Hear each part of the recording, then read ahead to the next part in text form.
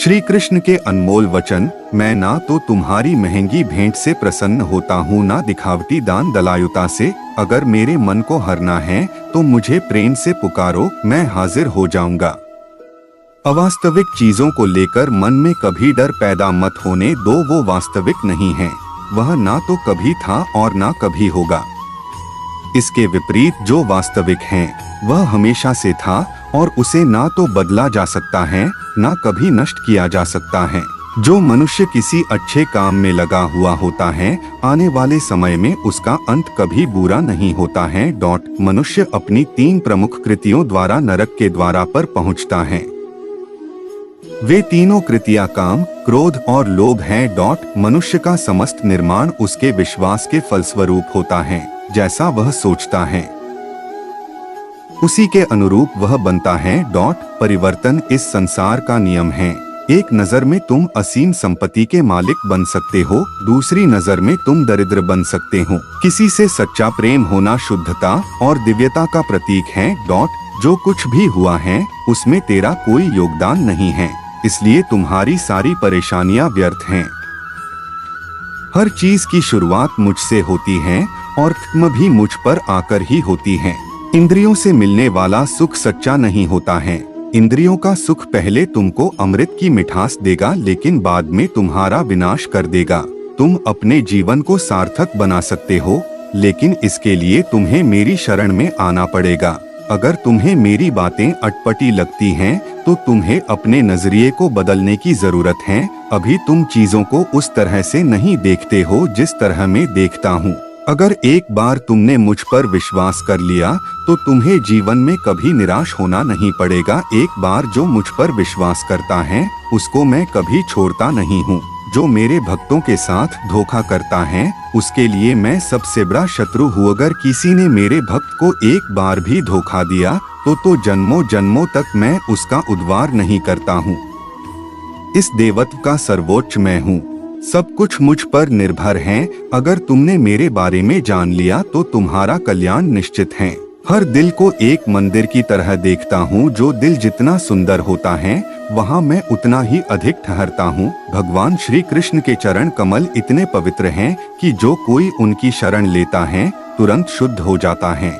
इस दुनिया में तुम प्रेम सभी से करो, लेकिन पूर्ण रूप से विश्वास किसी पर मत करो। अगर तुमको भरोसा करना है तो केवल कृष्ण पर करो।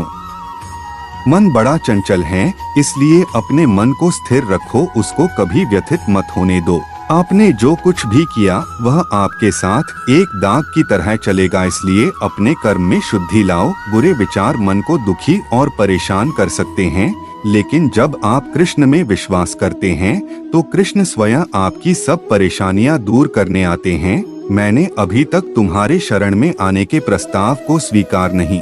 जब तुम शुरुआत करोगे तो स्वाभाविक रूप से तुमको असफलता मिल सकती है, कई बार तुमको गिरना भी पड़ सकता है, लेकिन इसका मतलब यह नहीं होना चाहिए कि तुम उस काम को करना छोड़ दो। एक समय आएगा जब तुम परिपूर्ण हो जाओगे और तुम्हारे सभी काम सफल हो जाएंगे। इस काम में मैं हमेशा तुम्हारे साथ खड़ा रहूंगा।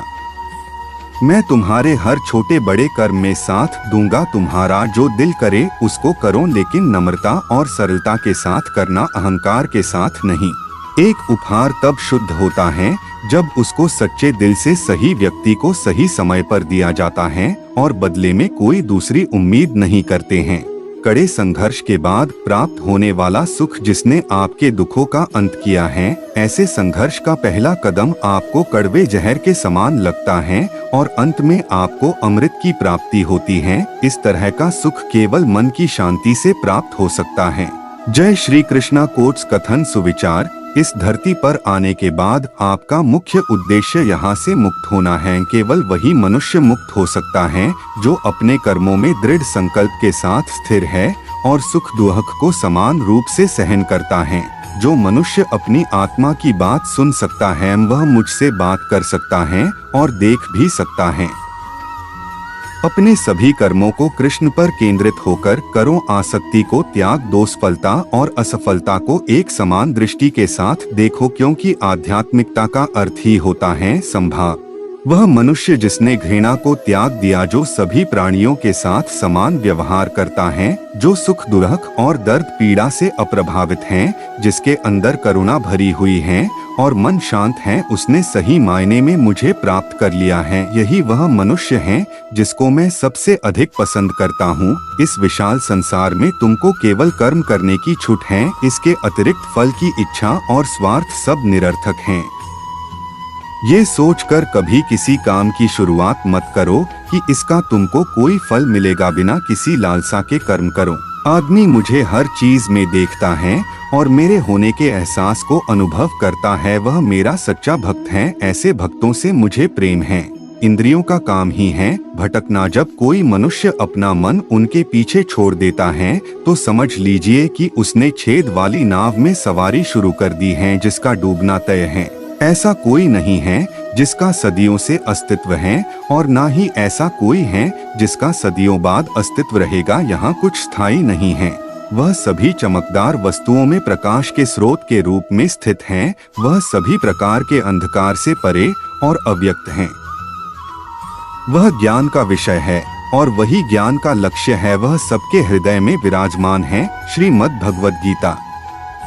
तुम उसी को देख पाते हो जो तुम हो और तुम वही जो तुम देखते हो। मैं सभी के घरों में निवास करता हूँ। मेरी ऊर्जा सभी जगह समान रूप से वितरित है। जो मुझे पहचान लेता है उसको मैं भक्ति रस प्रदान करता रहता हूँ। मैं सर्वनाश कर सकता हूँ, मेरे रुकने की वजह मेरे भक्त हैं। जिस दिन मेरे सभी भक्त मर जाएंगे मैं सर्वनाश कर दूंगा। जो व्यक्ति अहंकार से मोहित होकर अपने कर्मों को अंजाम देता है, मैं उसके खिलाफ खड़ा होता हूँ। तुम हमेशा के लिए यहाँ रहने वाले नहीं हो। तुम्हारा जीवन बहुत सीमित है। जो मनुष्य यहाँ आता है वह अपनी क्षमता को तलाशने के लिए आगे बढ़ता है। ये गलत नहीं है। अगर तुम निस्वार्थ भाव से अपनी गति करते हो, स्वभाव के द्वारा निर्धारित कर्तव्य का पालन करने से कोई पाप नहीं होता है। हम वास्तव में कभी दुनिया का सामना करते ही नहीं हैं। यहाँ रहकर हम जो भी अनुभव करते हैं वे हमारी इंद्रियां हैं। तुम केवल अपने कर्म पर नियंत्रण कर सकते हैं। तुम्हारे कर्म के परिणाम का तुम दावा नहीं कर सकते। हारने का डर, असफलता का भय, कर्मों के साथ भावना जोड़ना सफलता की सबसे बड़ी बाधा है। ये विचार मन को अस्थिर कर आपकी क्षमता को लुटता है। राधा कृष्ण के अनमोल वचन, स्वार्थ से जुड़े कर्म आपको दुनिया में कैद करते हैं। व्यक्तिगत लाभ के बारे में नहीं सोचे और निस्वार्थ भाव से काम करें। अपनी इच्छा शक्ति से खुद को नया आकर दो। अपने आप को कभी स्वेच्छा से नीचा मत होने दो। बुद्धिमानी तुम्हारी चेतना को एकीकृत करती है और कर्म के फल के प्रति आसक्ति को त्यागने में मदद करती है। दूसरों के सुख दुख पर कोई यदि इस प्रकार प्रतिक्रिया देता है जैसे वे उसके अपने हैं, तो उस व्यक्ति को सच्चा आध्यात्मिक मान सकते हैं। वे लोग जो केवल कर्म के फल की इच्छा से प्रेरित होते हैं वे अक्सर दुखी रहते हैं। जब किसी की चेतना एक हो जाती है तो उसकी सारी व्यर्थ चिंताएं पीछे छूट जाती हैं। फिर उसको किसी वजह की चिंता नहीं होती है। चाहे चीजें अच्छी हो या बुरी, वह सदा एक सा रहता है। जो लोग अपनी आत्मा से भली भांति परिचित है वे इंद्रियों पर पूरी तरह से नियंत्रण रखते हैं। अपने भूत की घटनाओं पर चिंतित होना व्यर्थ है। तुम ना तो अपने भूत को बदल सकते हो ना अपने भविष्य की कल्पना कर सकते हो। तुम केवल चिंतित हो सकते हो जो पूरी तरह से अर्थहीन है। मन को शिक्षित कर मनुष्य अपने सोचने के तरीके बदल सकता है और कोई भी कदम उठाना सीख सकता है। यह योग का केंद्रित सिद्धांत है। संसार में जीवित रहने के लिए कर्म करते रहना चाहिए। अपने कर्तव्यों से दूर रहकर कर्म से बचने की कोशिश नहीं करनी चाहिए। जो सुना है उस पर विश्वास मत करो। कुछ लोग अपने विवेक से मुझे अपना बनाते हैं, कुछ लोग ज्ञान से, कुछ लोग कर्म से, कुछ योग से। तुम मुझे किस रूप में प्राप्त करना चाहते हो ये पूरी तरह तुम्हारे ऊपर है। तुम मुझे जिस रूप में बुलोगे मैं उस रूप में हाजिर हो जाऊंगा। तुम मेरे प्रति सदा चौकस रहो, मेरी उपासना करो, अपने हर एक काम के लिए मेरा स्मरण करो। मैं वादा करता हूँ तुम मेरे प्रिय बने रहोगे। जो मरे प्रिय हैं उनको मौत का भय नहीं रहता है। मौत उनके लिए मात्र पुराने वस्त्र उतारने के बराबर है। इस दुनिया का आकर प्रत्येक मनुष्य के लिए अलग अलग है। मनुष्य अपने सोच और कर्म से इस दुनिया का आकर निर्धारित करता है। श्री कृष्णा सर्वश्रेष्ठ सुविचार। अपरिपक्व लोग सोचते कि ज्ञान और कर्म अलग अलग हैं, लेकिन बुद्धिमान उन्हें एक ही मानते हैं। मनुष्य अपने कर्म ज्ञान के अनुसार ही करता है। मृत्यु के समय आत्मा केवल देह को त्यागती है, अपना अस्तित्व नहीं। इसलिए मृत्यु को लेकर कोई भय पैदा मत करो। गीता का सार यह है कि प्रत्येक प्राणी में विराजित ईश्वर को देखो और उसके अनुसार अपने कर्म करो। गीता कोई आज्ञा की पुस्तक नहीं है, बल्कि विकल्पों की पुस्तक है। जब मनुष्य सांसारिक विषयों के बारे में सोचता है तो आसक्ति आ जाती है, आसक्ति से इच्छा उत्पन्न होती है, इच्छा से वासना उत्पन्न होती है, वासना से क्रोध के बादल उमड़ पड़ते हैं। इसलिए ध्यान को सांसारिक विषयों से हटाकर कृष्ण में लगाओ। एक बुद्धिमान और मूर्ख के बीच केवल सोच का फर्क होता है। श्री कृष्ण की बातें। जिसका कर्म सात्विक है उसका निर्णय बेहतर होगा और वह मनुष्य परिणाम को लेकर भावनाओं में नहीं उलझता है। केवल इच्छाओं को वश में करने से काम नहीं चलेगा, स्वामित्व और अहंकार को भी वश में करना होगा। सात्विक व्यक्ति ऊर्जा से भरा होता है, उसका मन शांत, साधन संपन्न, दयालु और निस्वार्थ और जागरूक होता है।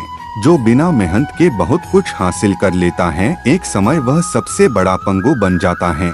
मनुष्य भाग्य को अपने हाथ में ले सकता है, वह अपने कर्म के अपने हाथ में ले सकता है, वह अपने कर्म के प्रति जिम्मेदार है।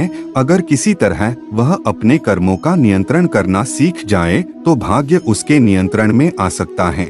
राधे कृष्णा सुविचार। कृष्ण की छवि अनिवार्य रूप से सभी मानव जाति में पाई जाती है। कृष्ण सभी के पास संपूर्ण रूप से स्थित हैं, क्योंकि कृष्ण की छवि ही पूरे मानव जगत का स्रोत है। सुख तीन प्रकार एक होते हैं, निरंतर प्रयास से मिलने वाला सुख, इंद्रियों से मिलने वाला सुख, तामसिक सुख।